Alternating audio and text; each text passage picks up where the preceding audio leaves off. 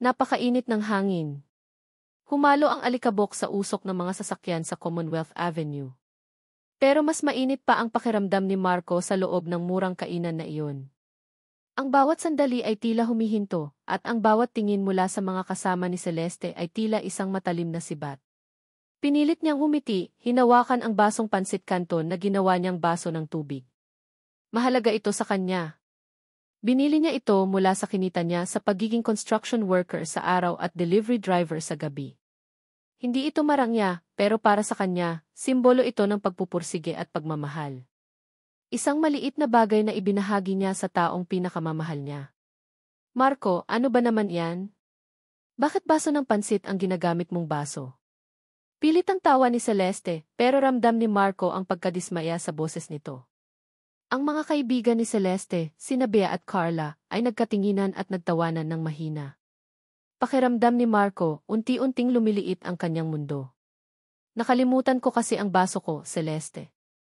Ayos lang yan, malinis naman, pilit niyang paliwanag, pero ang bawat salita ay tila nababalutan ng lason. Alam niyang hindi ito tungkol sa baso. Hindi ito tungkol sa pansit. Ito ay tungkol sa kung sino siya, kung ano ang kaya niyang ibigay. At alam niyang hindi iyon sapat. Biglang nanlamig ang kanyang pakiramdam. Bumukas ang pintuan ng kainan at pumasok si Lorenzo Effie, si Enzo. Ang buhok nito ay maayos, ang damit ay mamahalin, at ang ngiti nito ay mayabang. Siya ang taong nagparamdam kay Marco na laging kulang. Ang taong alam ni Marco na lihim na pinupusuan ni Celeste. Napansin ni Enzo si Celeste. Kumaway ito at lumapit sa kanilang mesa, ang mga mata nito ay nakatingin kay Marco na parang insektong dapat tapakan. Oh, Celeste. Nandito ka pala. May kasama ka. Ang tinig ni Enzo ay parang pahiwatig, puno ng pagmamataas. Namutla si Celeste. Enzo. Hindi, kakain lang kami. Nagmamadali itong tumayo at lumapit kay Enzo, bahagyang itinulak si Marco. Enzo, si Marco nga pala. Kaibigan ko. Kaibigan. Ang salitang iyon ay parang sampal sa mukha ni Marco. Hindi ba't sila ay magkasintahan? Hindi ba't ngayong araw ang kanyang kaarawan at sila ay nagdiriwang ng kanilang anibersaryo? Kaibigan, akala ko ay may kasama kang iba. Tara na, Celeste. Nabook ko na yung table sa Deluxe para sa dinner natin. Hindi ka pa ba magbibihis? Enzo grabbed Celeste's hand, pulling her away from Marco. His eyes never left Marco, a mocking smile playing on his lips. Napakasakit. Nararamdaman ni Marco ang bawat piraso ng kanyang puso na nagkawatak-watak. Tumingin si Celeste kay Marco, ang mga mata nito ay puno ng pagkabalisa, at doon niya nakita ang katotohanan. Marco, Celeste began, her voice barely a whisper, yet it echoed loudly in his ears. I think this isn't working out. Napabitaw ang basong pansit ni Marco. Hindi ito nabasag pero tumapon ang laman. Ano? Nahihirapan na ako, Marco. Palagi na lang tayong nagtatago. Palagi na lang akong nahihiya sa mga kaibigan ko, Celeste continued, her voice gaining strength, each word a stab in his chest. Tingnan mo naman tong lugar na to, tingnan mo ang sarili mo. Hindi mo ako kayang ibigay ang gusto ko. Hindi ka sapat. Ang huling mga salita ay tila tinig ng demonyo. Hindi ka sapat. Ang mundo ni Marco ay gumuho sa isang iglap. Ang pagmamahal, ang mga pangarap, ang lahat ng pagsisikap, lahat ay naging abo. Celeste, paano mo nasasabi yan? Akala ko buddy. Hindi na niya natapos ang sasabihin. Hinila na ni Enzo si Celeste palabas ng kainan, iniwan si Marco na tulala, nakaupo sa gitna ng mga nakakakita. Nakita niya ang likod ni Celeste na lumalayo, at sa isang iglap, nawala na ang lahat. Napayuko si Marco, naramdaman niya ang unti-unting pag-init ng kanyang mga mata. Isang butil ng luha ang pumatak sa kanyang kamay, na halos sa sarsa ng pansit na tumapon sa mesa. Ang luha ay mapait, mas mapait pa sa kahit anong noodles na natikman niya. Ang basong pansit na simbolo ng pagmamahal niya ay ngayon ay simbolo na ng kanyang pagkabigo. Nanginig ang kanyang labi. Hindi siya nagtago ng sakit. Hinayaan niyang dumaloy ang bawat patak ng luha. Hinayaan niyang maramdaman ang bawat kirot ng pagtalikod. Siya ang lalaking iniwan sa isang basong pansit. Siya ang lalaking hindi sapat. Tumayo siya ng dahan-dahan, ang bawat galaw ay puno ng bigat. Lumabas siya ng kainan, ang ulan ay unti-unting bumubuhos, kasabay ng kanyang mga luha. Ang mga tao ay nagmamadaling umuwi, pero si Marco ay naglakad ng walang patutunguhan, hinahayaan ang bawat patak ng ulan na hugasan ang sakit sa kanyang puso. Nang makarating siya sa tapat ng kanyang maliit na apartment, gumuho siya sa sahig. Ang ulan ay lumalakas, at ang bawat patak ay parang isang martilyo sa kanyang ulo. Siya ay durog. Wala na siyang pakialam sa mundo. Nakapikit siya, sinusubukang burahin ang mukha ni Celeste, ang pagmamataas ni Enzo, ang mga tawa ng mga kaibigan. Nang bumukas ang kanyang mga mata, isang itim na luxury car ang dahan-dahang lumampas sa kanyang harapan. Hindi niya napansin ang plaka. Hindi rin niya napansin na bumaba ang bintana ng sasakyan at may nakatingin sa kanya. Ang tanging naririnig niya ay ang tunog ng ulan at ang pagkadurog ng kanyang puso. Kasabay ng pag-alis ng sasakyan, nagsimulang mag-ring ang kanyang luma at sirang cellphone sa loob ng bahay. Paulit-ulit. Pero si Marco, nakapikit pa rin, hindi ito pinansin. Ang sakit ay mas malakas pa kaysa sa anumang tunog. Bumabangon si Marco na parang bangkay. Ang sakit ng puso niya ay mas matindi pa kaysa sa sakit ng katawan niya dahil sa pagtulog sa sahig. Ang alaala ng mukha ni Celeste, na puno ng pagkasuklam at kahihiyan, ay paulit-ulit na bumabalik. Ang huling mga salitang, hindi ka sapat, ay umalinggaw sa kanyang isip. Para siyang piniga, walang natira. Nanghilam ang kanyang mga mata habang tinititigan ang kisam. Isang maliit, kulang na apartment sa Tondo. Ito ang mundo niya. Walang yaman, walang karangyaan, pero puno ng pagmamahal.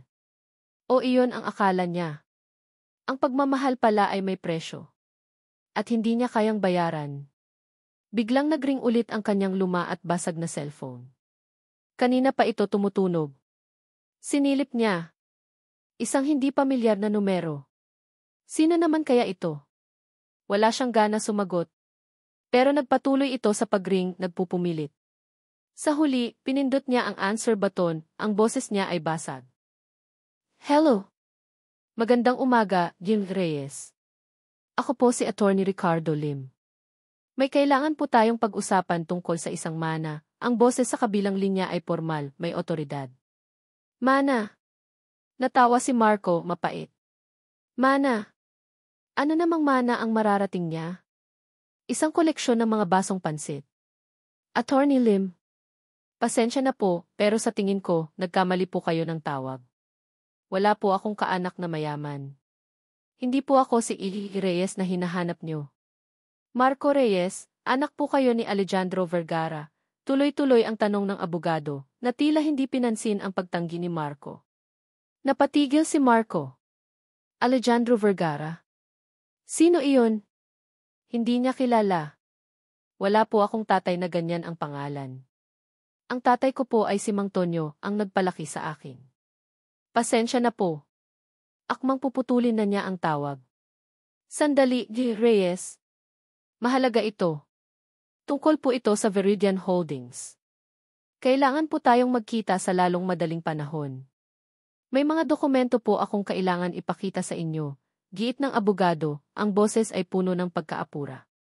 Veridian Holdings. Ang pangalan ng kumpanyang iyon ay umalinggaw sa balita. Isa sa pinakamalaking korporasyon sa Pilipinas. Nagbibiro ba ito? O baka naman kalokohan lang ito para makapanloko ng tao? Pinilit ni Marco na kalmahin ang sarili. Attorney, sigurado po ba kayo? Ako po si Marco Reyes, isang simpleng construction worker at delivery driver. Walang kinalaman sa ganyan. Masigurado po ako kaysa sa kahit ano, D. Reyes. Makikipagkita po ba kayo sa akin sa aming opisina, o gusto niyo bang ako ang pumunta sa inyo? May pagpupumilit sa tinig ng abogado, ngunit mayroon ding bahid ng paggalang na hindi sanay si Marco na marinig. Napaisip si Marco. Ano ba ang mawawala sa kanya? Wala na siyang Celeste. Wala na siyang pride. Wala na siyang kahit ano. Kung lokohan man ito, di lokohan. Kung hindi, baka ito na ang senyales na matagal na niyang hinihintay. Isang pag-asa. Kahit maliit lang. Sige po. Kailan po at saan? Sumuko siya. Ngayong hapon, 3:00. Sa Lim Ampersand Associates Law Office. Ipadala ko po sa inyo ang address sa text. Matapos ang tawag, nakatulala pa rin si Marco. Hindi siya makapaniwala. Mana. Viridian Holdings. Ito ba ay bunga lang ng kanyang pagkalungkot? O may kakaibang ang nangyayari? 2:00 media pa lang pero nagpa siya nang umalis si Marco. Nagsuot siya ng pinakamalinis niyang t-shirt at luma, kupas na pantalon. Naglakad siya, sumakay ng jeep at pagkatapos ay bumaba sa Makati, isang lugar na bihirang-bihira niyang puntahan. Ang mga gusali ay matatayog, ang mga sasakyan ay mamahalin, at ang mga taong naglalakad ay tila nagmamadali, ang kanilang mga mukha ay seryoso. Dito, pakiramdam niya ay lalo siyang lumiliit. Nang makita niya ang gusali ng Lim Ampersand Associates, halos mapasigaw siya. Isang modernong tore na gawa sa salamin at bakal. Nanginginig ang kanyang mga kamay habang pumapasok. Ang lobby ay malawak, tahimik at napakalamig. Parang isang ibang mundo. Ang receptionist na nakasuot ng eleganteng uniforme ay ngumiti sa kanya. May appointment po kayo, sir. Sir. Ang salitang iyon ay tila kakaiba sa kanyang pandinig. Ah, opo. Marco Reyes po. Kay Attorney Lim. Pinangunahan siya ng receptionist sa isang malaking silid. Ang mesa ay gawa sa mamahaling kahoy at ang mga upuan ay gawa sa leather. Ang bawat dekorasyon ay nagpapakita ng yaman at kapangyarihan. Doon, nakaupo si Attorney Ricardo Lim. Isang matangkad, may edad na lalaki na may seryosong mukha at suot na mamahaling suit. Reyes, salamat at nakarating ka, bati ni Attorney Lim, tumayo at inabot ang kamay ni Marco. Ang hawak nito ay matatag, puno ng paggalang. Naupo si Marco, ang puso niya ay kumakabog. Ano po bang kailangan niyo sa akin, Attorney? Attorney Lim leaned back in his chair, his gaze intense. Reyes, handa ka bang makinig sa isang kwento na magbabago ng iyong buong buhay? Kinuha ng abogado ang isang makapal na folder at inilapag sa harap ni Marco. Binuksan niya ito at ipinakita ang ilang mga dokumento. May birth certificate, mga lumang litrato, at kung ano-ano pa. Ikaw, Ding Reyes, ay hindi lang isang simpleng construction worker. Ikaw ang nag-iisang tagapagmana ng Viridian Holdings. Halos mahimatay si Marco. Tagapagmana. Siya. Hindi niya naintindihan. Para siyang nasa panaginip. Isang bangungot o baka naman isang himala? Ang mga salita ni Celeste na hindi ka sapat ay biglang naglaho, napalitan ng isang malaking tanong sa kanyang isip. Hindi po ito totoo, bulong ni Marco. Ngumiti ng bahagya si Attorney Lim. Hindi ito ngiting panloloko. Ito ay ngiting puno ng pag-unawa. Naniniwala akong kapag nakita mo ito, magbabago ang iyong isip. Inabot ni Attorney Lim ang isang luma at kupas na litrato. Isang litrato ng isang babaeng may malungkot na ngiti at isang lalaking matikas na maihawak na isang sanggol. Ang sanggol ay kamukhang-kamukha ni Marco noong bata pa siya, base sa mga lumang litrato niya sa bahay. Nagdilim ang paningin ni Marco. Ito ang kanyang nanay. Ang kanyang totoong nanay. Ang litratong iyon. Ang isang luma at kupas na litrato. Kumabog ng malakas ang puso ni Marco, parang gustong kumawala mula sa dibdib niya. Ang babaeng may malungkot na ngiti. Ang lalaking matikas. At ang sanggol na iyon siya. Sigurado siya. Ang mga mata ng sanggol ay tila sumasalamin sa sarili niyang mga mata. Sino po sila? Nanginginig ang boses ni Marco. Ang babae sa litrato, si Elena de la Vega. Ang iyong ina, sagot ni Attorney Lim, ang kanyang tinig ay malumanay. At ang lalaki, si Don Alejandro Vergara, ang ama mo. Siya ang nagtatag ng Viridian Holdings. Para siyang nabingi.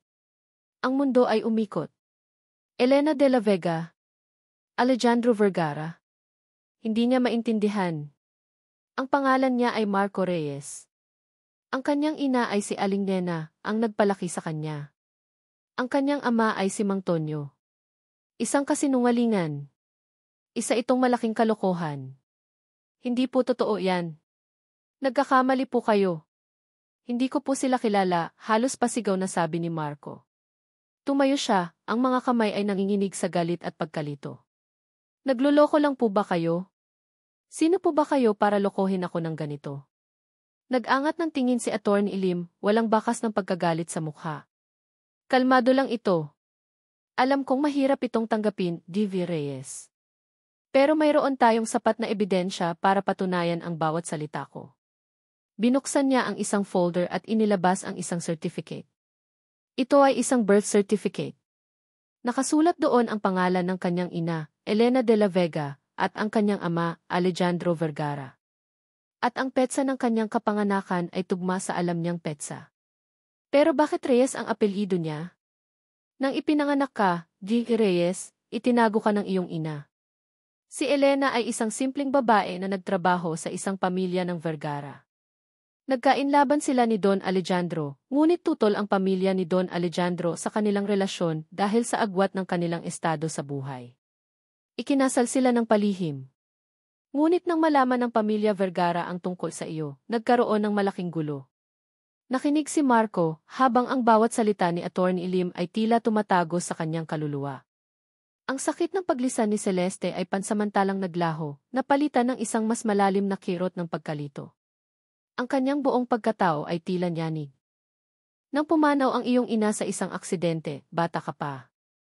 Ayon sa huling habilin niya, ibinigay ka niya sa isang mapagkakatiwalaang pamilya upang protektahan ka mula sa mga gustong gumamit sa iyo at sa mana mo.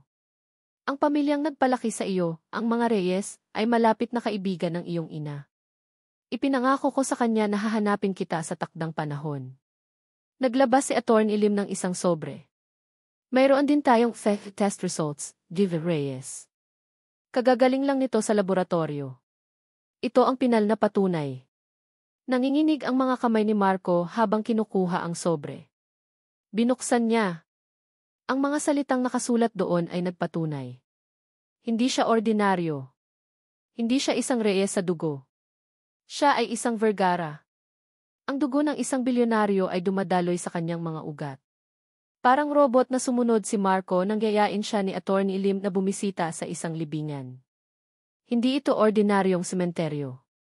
Ito ay isang pribadong mausoleum, puno ng mga mamahaling marmol at mga estatwa. Sa isang sulok, mayroong dalawang bagong nitso. Ang pangalan sa isa ay Elena de la Vega at sa isa ay Alejandro Vergara. Nakatayo si Marco sa harap ng mga nitso, ang ulan na nagsimula ng bumuhos ay tila sumasalamin sa kanyang mga luha. Ang mga alaala ng kanyang tunay na ina ay bumalik, malabo, parang panaginip. Isang mainit na yakap. Isang malambing na tinig na kumakanta. Isang mukha na puno ng pagmamahal. Ito ba ang ina na pumanaw ng maaga? Ang ama na hindi niya nakilala? Naramdaman niya ang isang matalim na kirot sa kanyang dibdib. Isang kirot na hindi nagmula sa sakit ng pag-ibig, kundi sa sakit ng pagkawala. Nawala sa kanya ang kanyang mga magulang. At nawala rin sa kanya ang katotohanan ng kanyang pagkatao sa mahabang panahon. Nang panahong iyon, malakas ang impluensya ng pamilya Vergara, G.V. Reyes. Ayaw nilang malaman ng publiko ang relasyon ni Don Alejandro at Elena. Maraming gustong kumontrol sa mana, paliwanag ni Attorney Lim, ang boses ay puno ng simpatya. Kailangan kang itago. Para sa kaligtasan mo. Pinikit ni Marco ang kanyang mga mata. Sino ang pamilyang Vergara? At bakit nila gustong kontrolin ang mana? Ang kanyang ulo ay puno ng mga tanong. Pero ang isang bagay ay malinaw. Hindi na siya ang dating Marco Reyes na iniwan ni Celeste. Ang kanyang mundo ay gumuho para lamang maitayo muli sa isang pundasyong hindi niya inaasahan. Kailangan ko po ng oras, sabi ni Marco, ang boses ay basag. Naunawaan ko, G. Reyes. Pero ang pag-iwas ay hindi solusyon. May mga taong naghihintay lang ng pagkakataon para manakaw ang dapat sa iyo. Lalo na ang iyong tiyuhin, si Don Emilio Vergara, mariing sabi ni Attorney Lim. Nanlaki ang mga mata ni Marco. Tiyuhin? Don Emilio. May tiyuhin siya. Si Don Emilio Vergara. Siya ang kapatid sa ama ni Don Alejandro. Matagal na siyang nagtatangkang kontrolin ang Veridian Holdings. At ang pagdating mo, D. Reyes, ay isang malaking banta sa kanyang plano. Ang huling mga salita ni Attorney Lim ay umalinggaw sa hangin. Naramdaman ni Marco ang isang kakaibang pakiramdam. Hindi lang ito pagkabigla o sakit. Ito ay galit. Galit sa mga taong nagtago sa kanya. Galit sa mga taong nagpahirap sa kanyang ina. At galit sa tiyuhin na gustong magnakaw sa kanya. Tumango si Marco. Kinailangan niyang kumpirmahin ito. Para sa kanyang kapayapaan ng isip. Para sa mga magulang na hindi niya nakilala.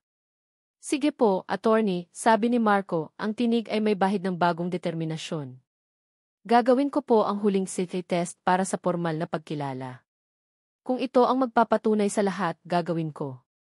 Samantala, sa isang lumang mansyon na nababalutan ng dilim, nakaupo si Don Emilio Vergara sa harap ng isang malaking frame ng litrato. Ang litrato ay nagpapakita ng isang masayang pamilya Vergara, kasama si Alejandro.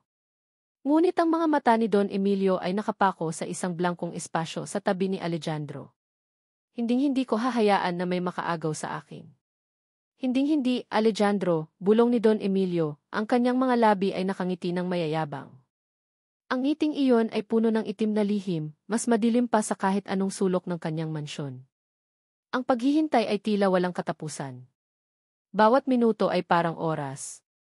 Nakaupo si Marco sa opisina ni Attorney Lim, ang kanyang puso ay kumakabog ng malakas. Ang huling value test. Ito ang magpapatunay sa lahat. O magpapabulaan sa lahat. Ang kanyang buong buhay ay nakasalalay sa isang piraso ng papel. Nang pumasok si Attorney Lim, dala ang isang sobre, halos hindi huminga si Marco. Ang mukha ng abogado ay walang ekspresyon, na lalong nagpadagdag sa kaba ni Marco. Inilapag ni Attorney Lim ang sobre sa mesa, dahan-dahan. Reyes, simula ni Attorney Lim, ang kanyang tinig ay malumanay. Ang resulta po ng city test ay narito na. Kinuha ni Marco ang sobre, nanginginig ang mga kamay. Binuksan niya ito at ang kanyang mga mata ay lumipad sa mga salitang nakasulat doon. Ang mga numero. Ang mga porsyento. Ang konklusyon. Match.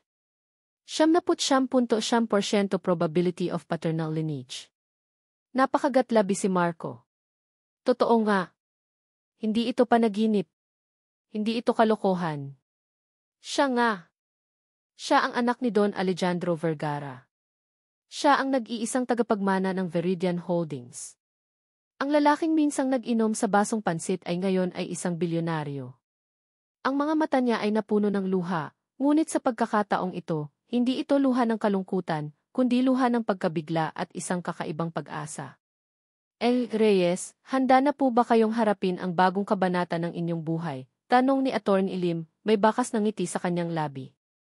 Ang sumunod na mga araw ay tila isang malabo na panaginip.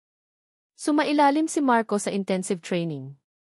Tinuruan siya ni Attorney Lim tungkol sa mga operasyon ng Veridian Holdings, ang mga board members, ang mga komplikadong financial statements. Ang bawat salita ay tila isang bagong wika para sa kanya.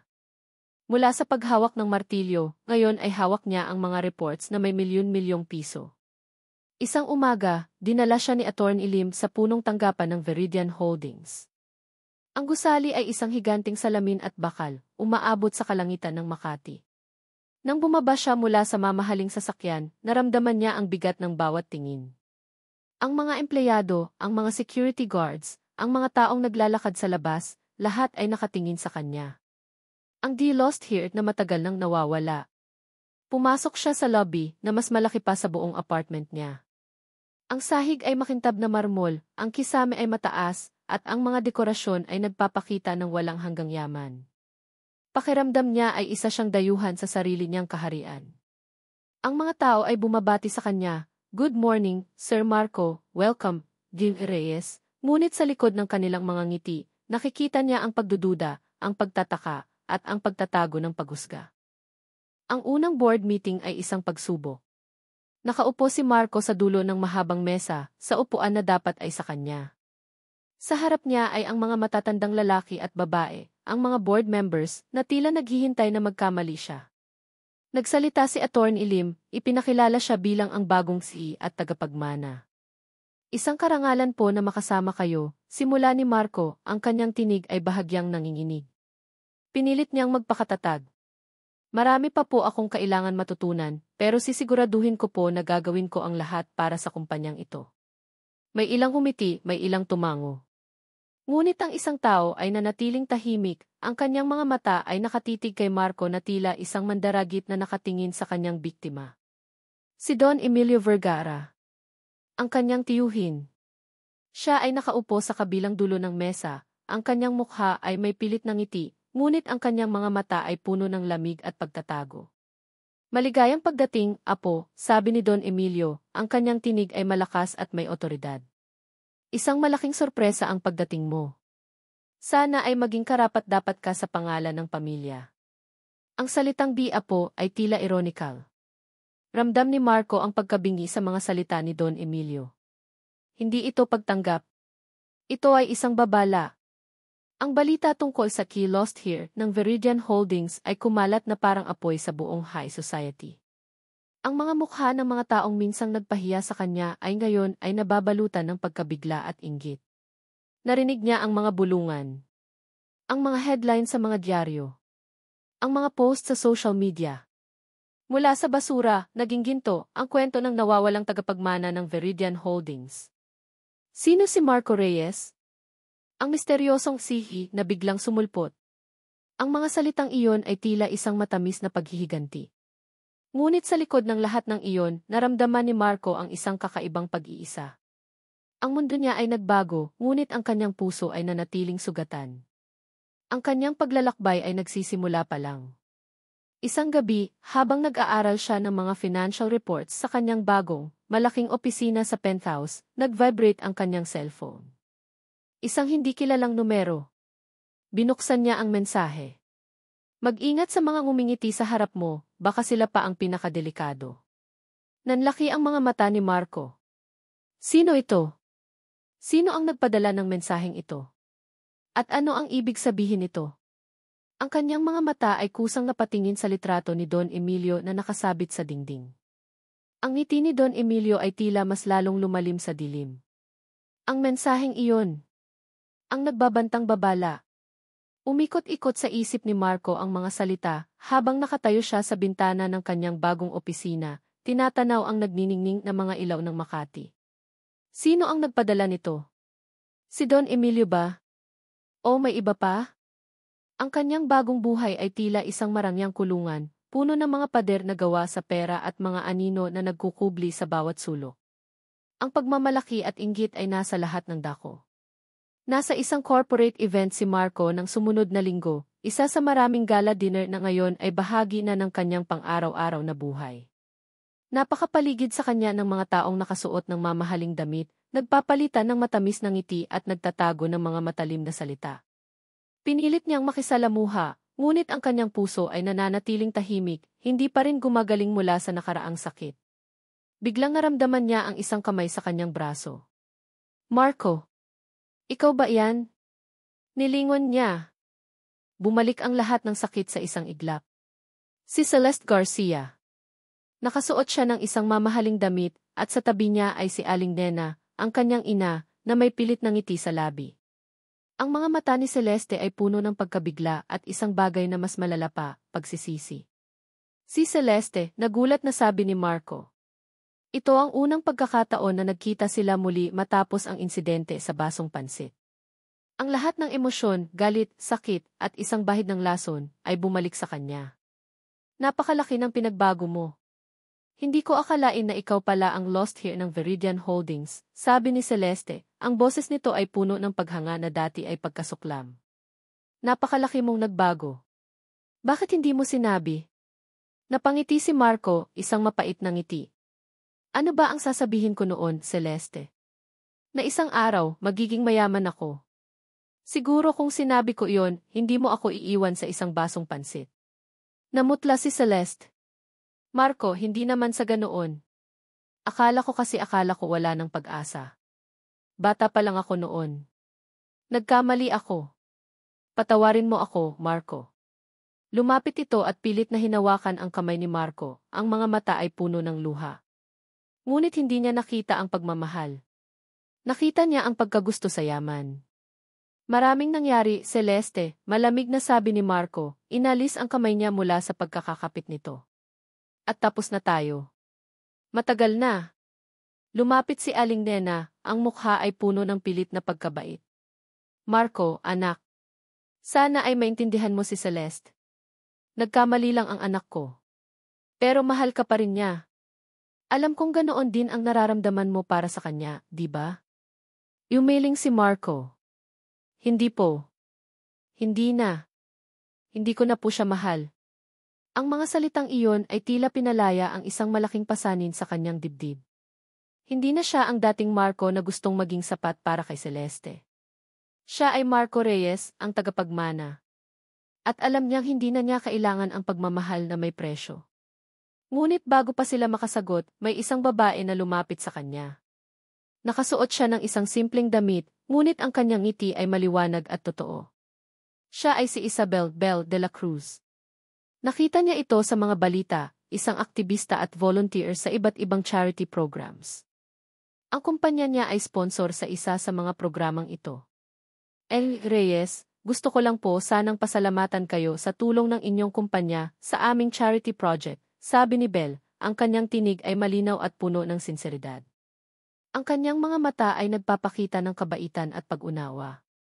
Napatingin si Marco kay Bell. May kakaiba sa kanya. Hindi siya katulad ng ibang babae sa event walang pilit ng ngiti. Walang pagtingin sa kanyang pera. Ngunit bago pa siya makasagot, napansin niya ang isang pamilyar na mukha sa gilid. Si Enzo S. Ray.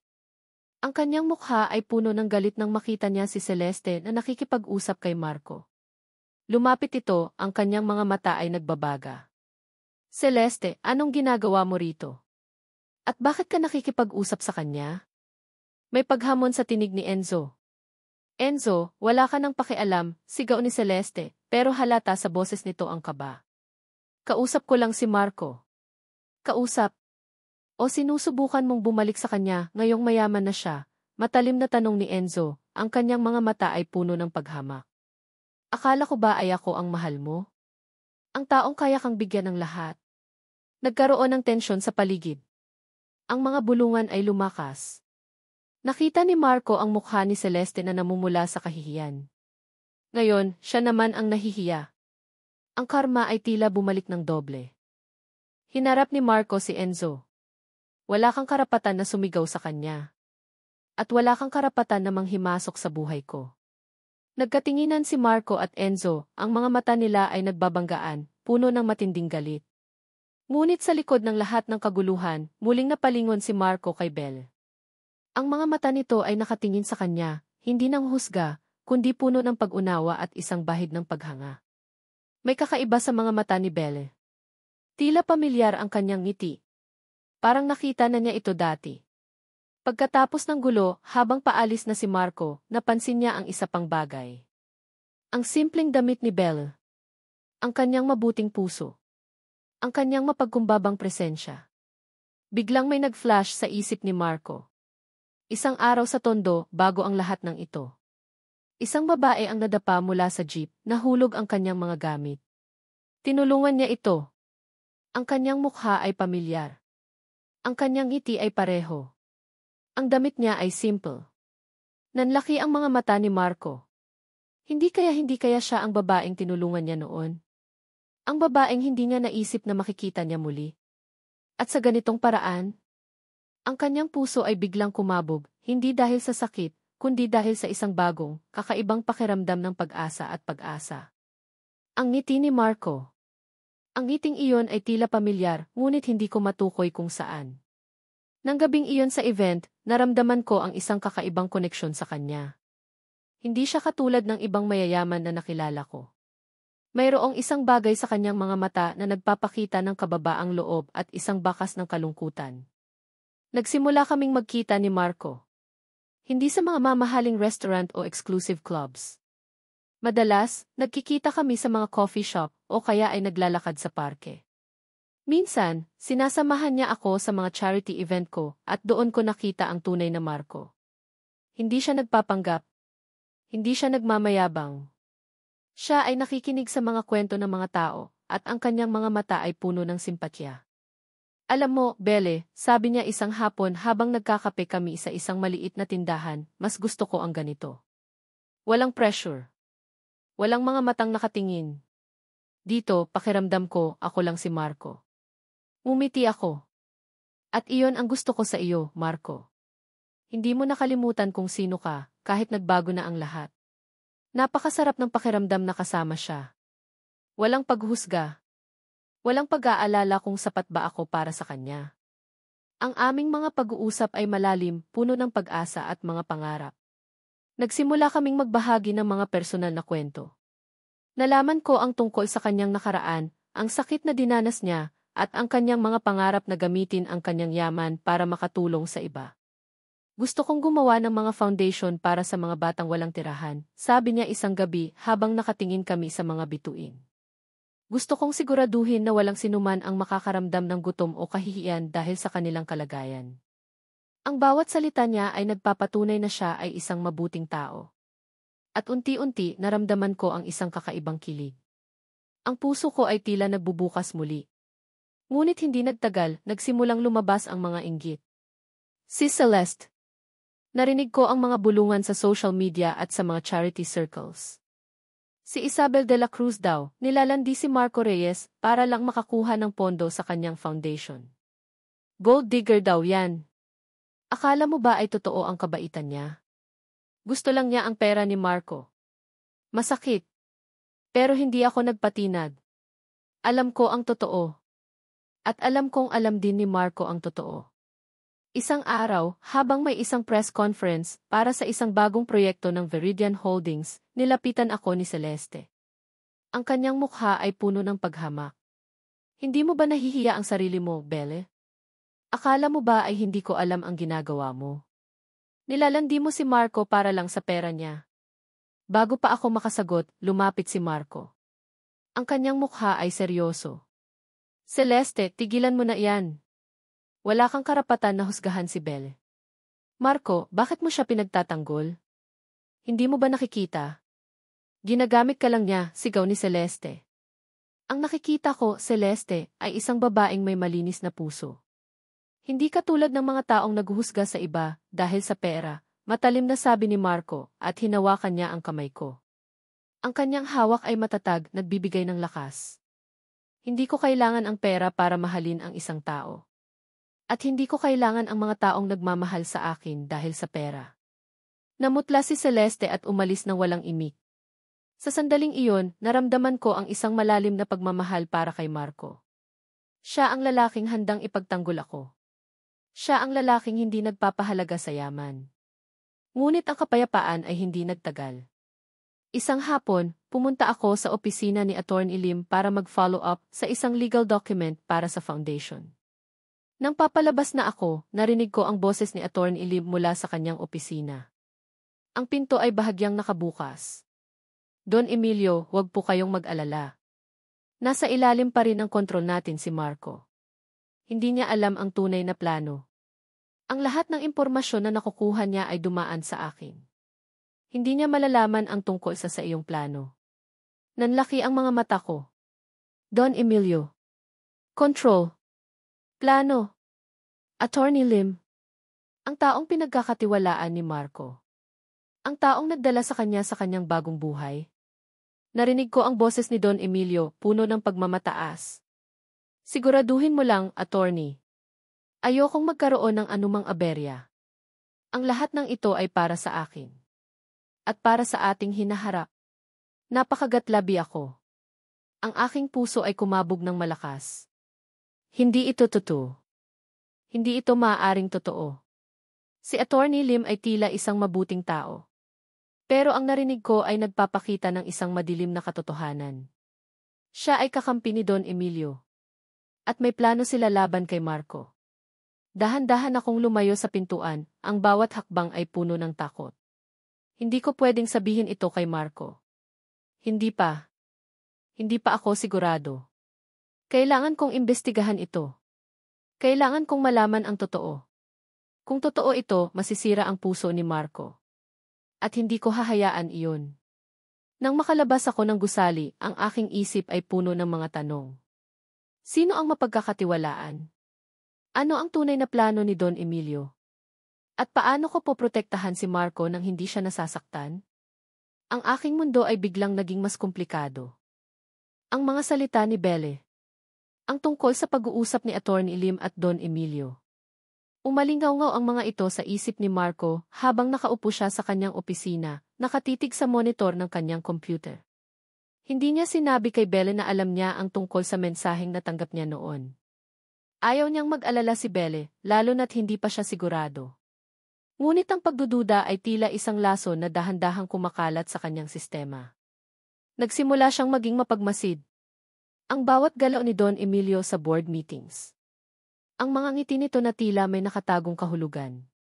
Ang mga pahiwatig sa mga salita nito. At si Attorney Lim. Ang taong nagdala sa kanya sa bagong mundong ito. Ang taong pinagkatiwalaan niya ng buo. Isang araw, habang sinusuri niya ang mga financial reports ng Veridian Holdings, may isang bagay na nakapukaw ng kanyang pansin. Isang malaking halaga ng pera ang inilaan para sa isang bagong proyekto sa real estate sa isang probinsya sa Visayas. Ang proyekto ay ipinagmamalaki ni Don Emilio sa board. Sinasabing ito ay magdadala ng malaking kita sa kumpanya. Ngunit ang mga numero ay tila hindi tugma. Ang projected returns ay masyadong mataas para sa risk level ng proyekto. Attorney Lim, pwede po bang tingnan natin itong proyekto sa Visayas? Tanong ni Marco, dala ang mga dokumento sa opisina ng abogado. May pakiramdam po akong may mali rito. Tiningnan ni Attorney Lim ang mga papeles, ang kanyang mukha ay seryoso. Ang proyektong iyan. Napakaganda niyan, Jim Reyes. Malaki ang potensyal. Huwag kang mag-alala. Na-review na iyan ng mga eksperto. Walang problema. Pero, attorney, ang mga projections po ay tila masyadong agresibo, giit ni Marco. At ang kontraktor na kinuha nila, hindi po gaanong kilala. Ngumiti si Attorney Lim, isang pilit na ngiti.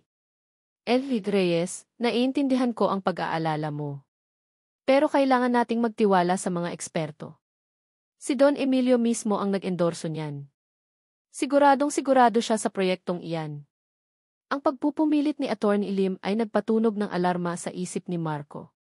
Bakit tila ayaw nitong suriin ang proyekto? Bakit tila ipinagtatanggol nito si Don Emilio? Ang pagdududa ni Belle ay biglang nagkaroon ng katotohanan. Sa sumunod na linggo, naganap ang kinatatakutan ni Marco. Sumabog ang balita. Ang proyektong real estate sa Visayas ay isang malaking pagkalugi. Ang kontraktor ay naglaho, dala ang malaking bahagi ng pondo.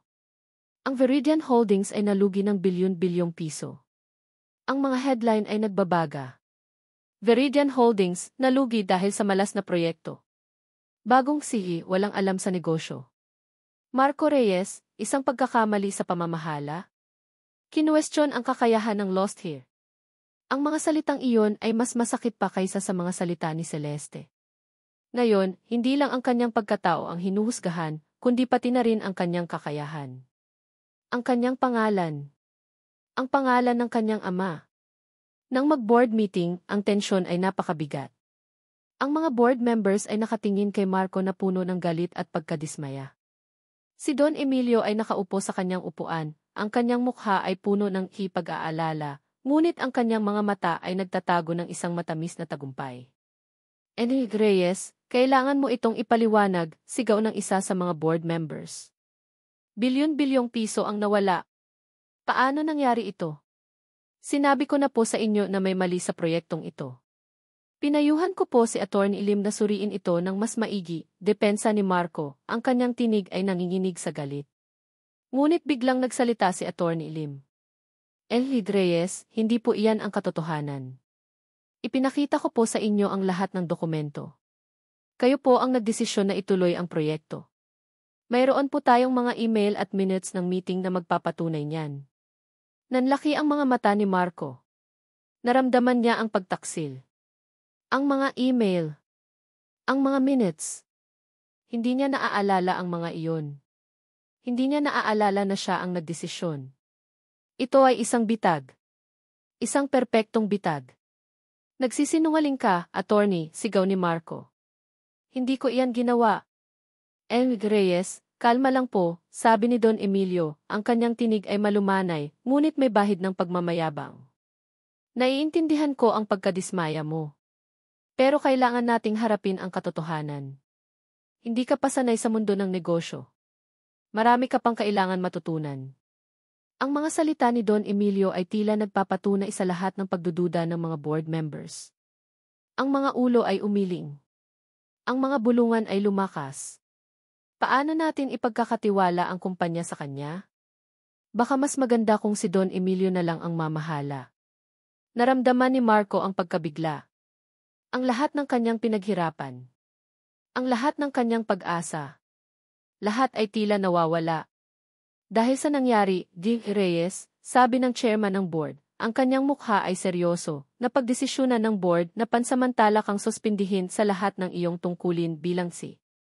Kailangan nating imbestigahan ng mas malalim ang bagay na ito. Napakagatlabi si Marco. Suspendido.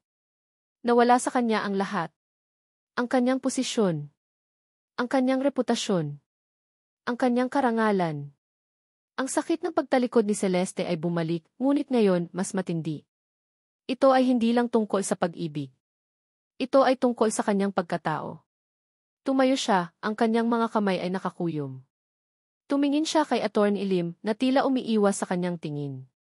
At pagkatapos, tumingin siya kay Don Emilio na may ngiti sa labi. Isang ngiting tagumpay. Naramdaman ni Marco ang pag-iisa.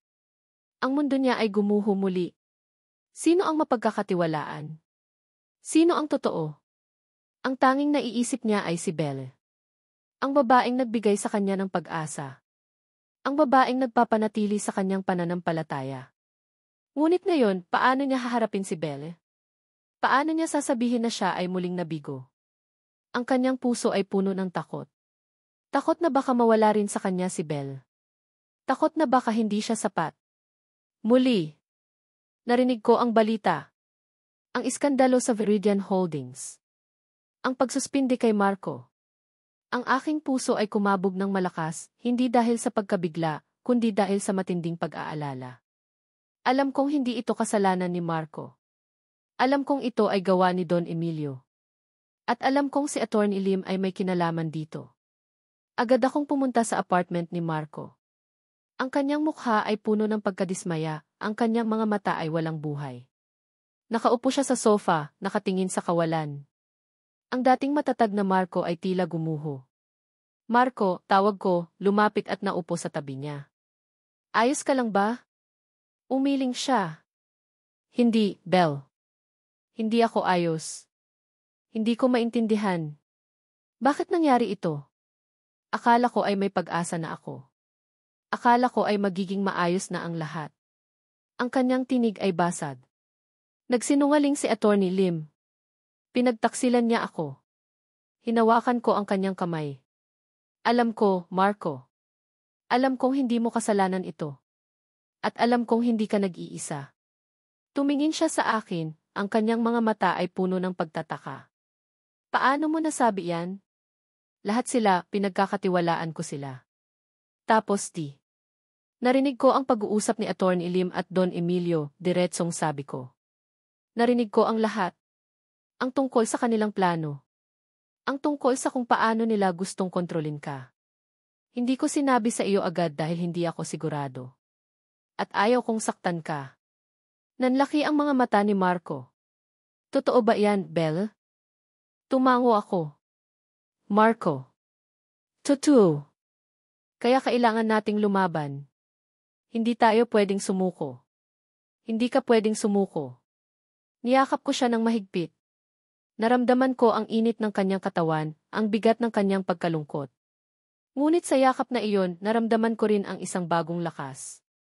Ang pagmamahal ko sa kanya ay mas matindi pa kaysa sa anumang pagsubok. Anong gagawin natin? Tanong niya, ang kanyang tinig ay bahagyang lumakas. Hahanapin natin ang katotohanan, sagot ko, puno ng determinasyon. Hahanapin natin ang mga ebidensya. Hindi tayo titigil hanggat hindi natin napapatunayan ang inosente mo at nabubunyag ang kasamaan ni Don Emilio.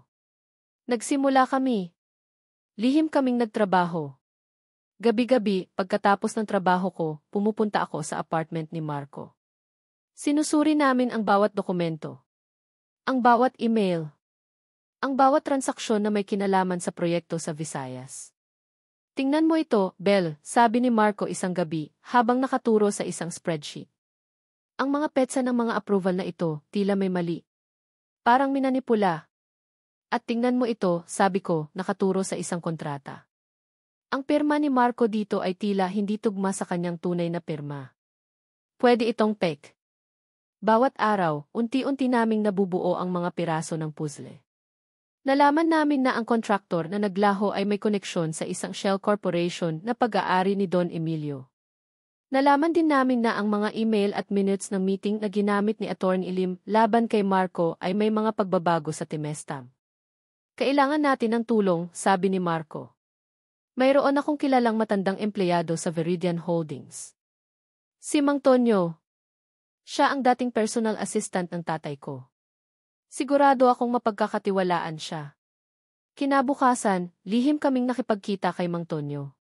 Isang matandang lalaki na may mabait na mukha, na tila nalulungkot sa nangyayari sa kumpanya.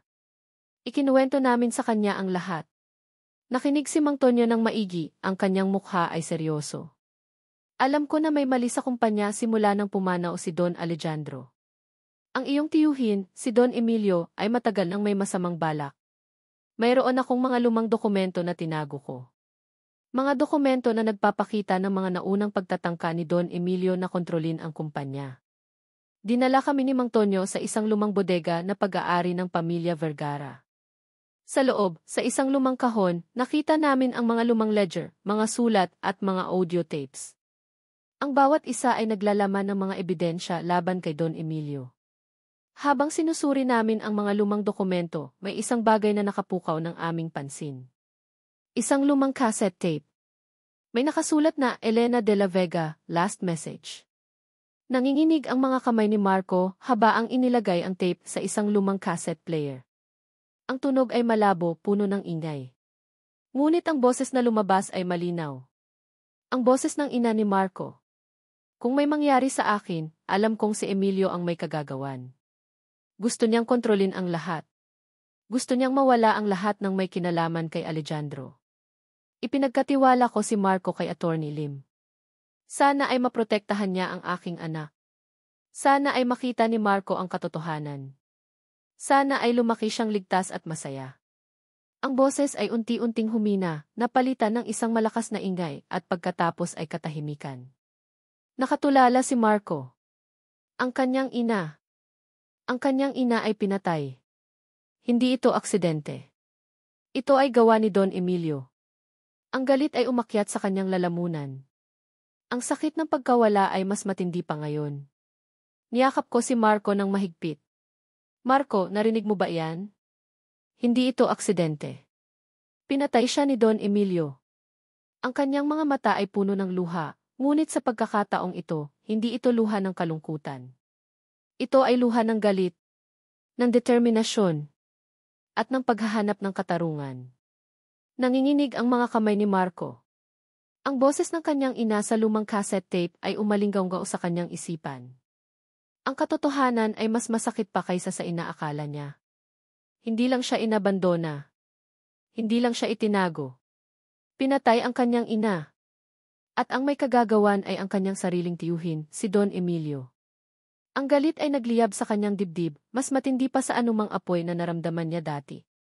Marco, kailangan nating kumilos, sabi ko, ang aking tinig ay puno ng pagpupumilit.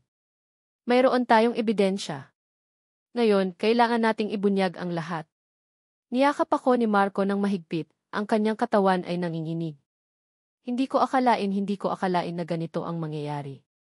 Ito na ang oras para makamit ang katarungan, sagot ko. Hindi lang para sa iyo, kundi para sa iyong mga magulang. Kinabukasan, maaga kaming naghanda. Binuo namin ang lahat ng ebidensya, ang mga financial records na minanipula, ang mga peking pirma, ang mga pagbabago sa timestamp ng mga dokumento, at ang pinakamahalaga, ang audio recording ng ina ni Marco. Kasama namin si Mang Tonyo, ang tapat na empleyado na handang tumestigo. Unang pinuntahan namin si Atty. Lim sa kanyang opisina. Nakaupo siya, kalmado, hanggang sa inilabas namin ang mga ebidensya. Ang kanyang mukha ay namutla. Atty. Lim, may ipaparinig lang po kami sa inyo, sabi ni Marco at pinatugtog ang cassette tape. Habang umaalinggaw ang boses ng ina ni Marco sa opisina, unti-unting nanginig si Atty. Lim. Ang kanyang pagpapanggap ay naglaho. Bumagsak siya sa upuan, ang kanyang mukha ay puno ng takot at pagsisisi. Reyes. Belle, patawarin niyo ako, bulong niya, ang kanyang tinig ay basag. Wala akong nagawa. Tinakot niya ako. Si Don Emilio. Tinakot niya akong saktan ang pamilya ko. Ano ang ibig mong sabihin? Tanong ni Marco, ang kanyang tinig ay malamig. Si Don Emilio, simula pa noong bata ka, gusto ka na niyang mawala. Siya ang nagplano ng paglaho ng iyong ina. At nang malaman kong buhay ka, pinilit niya akong makipagtulungan sa kanya. Ang plano niya ay sirain ang reputasyon mo sa kumpanya at pagkatapos ay tuluyang kunin ang lahat ng mana.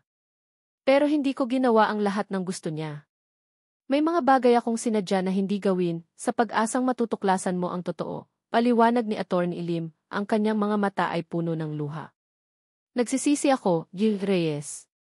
Alam kong wala akong karapatan na humingi ng tawad, pero sinubukan ko kayong protektahan sa sarili kong paraan. Mayroong kirot sa puso ni Marco. Galit siya kay Atty. Lim, pero nakikita niya ang takot sa mga mata nito. Sa huli, pinili ni Marco na bigyan siya ng isang pagkakataon.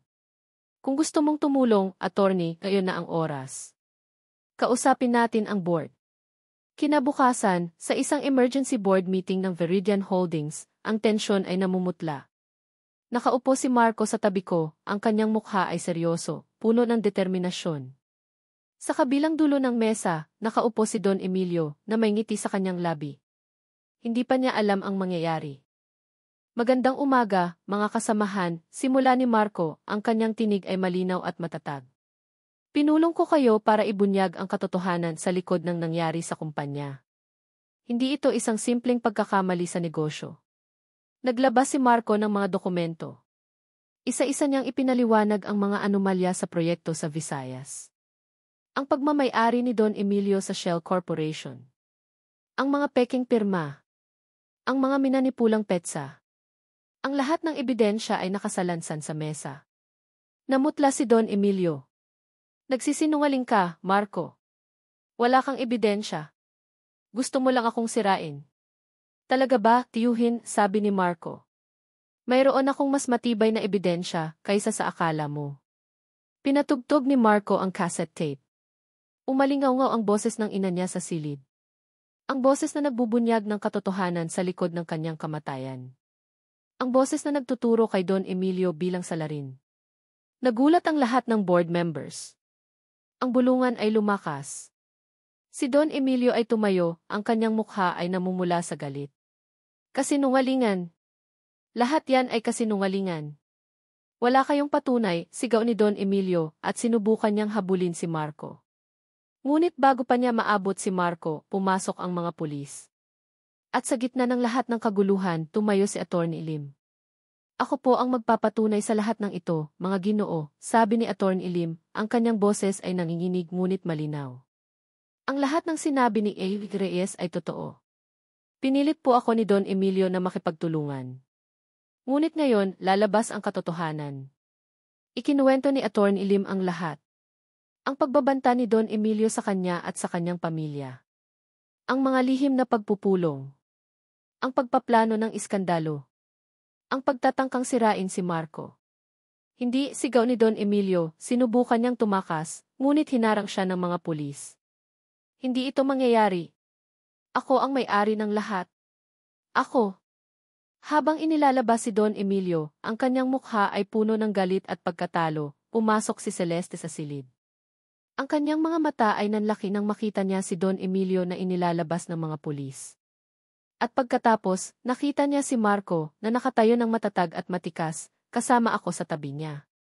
Ang lahat ng kanyang pagtatangka na sirain si Marco ay biglang naging walang kabuluhan. Naramdaman ko ang pagtatagumpay. Hindi ito tagumpay para sa sarili ko, kundi para kay Marco. Para sa katarungan. Pagkatapos ng lahat ng kaguluhan, nanahimik ang silid.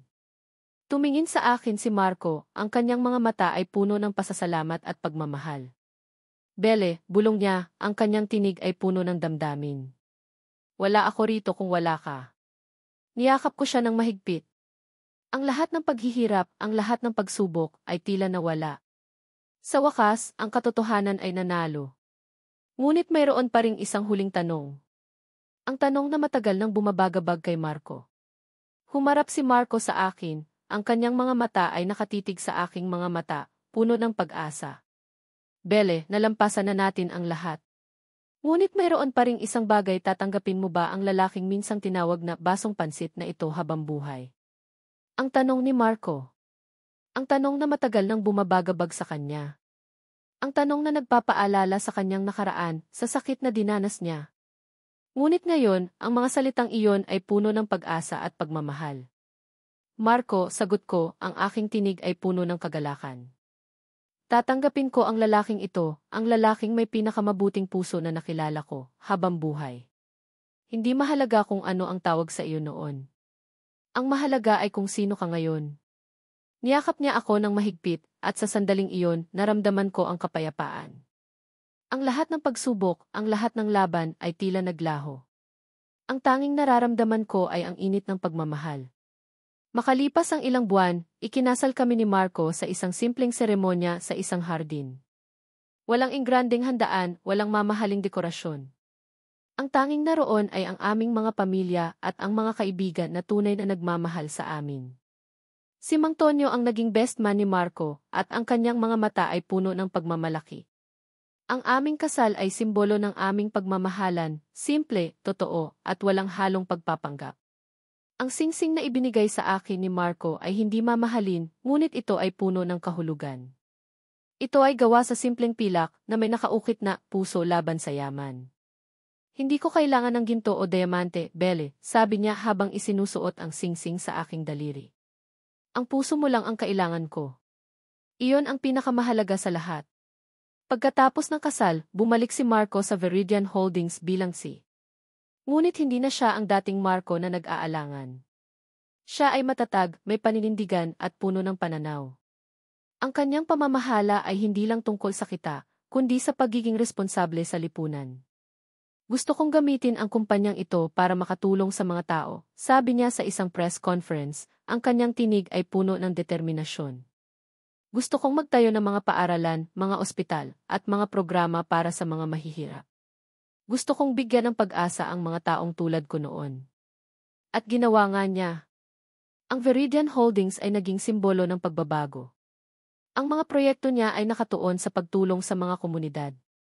Ang mga empleyado ay masaya at inspirasyon sa kanyang pamumuno. Nang minsan, dinala ako ni Marco sa Tondo.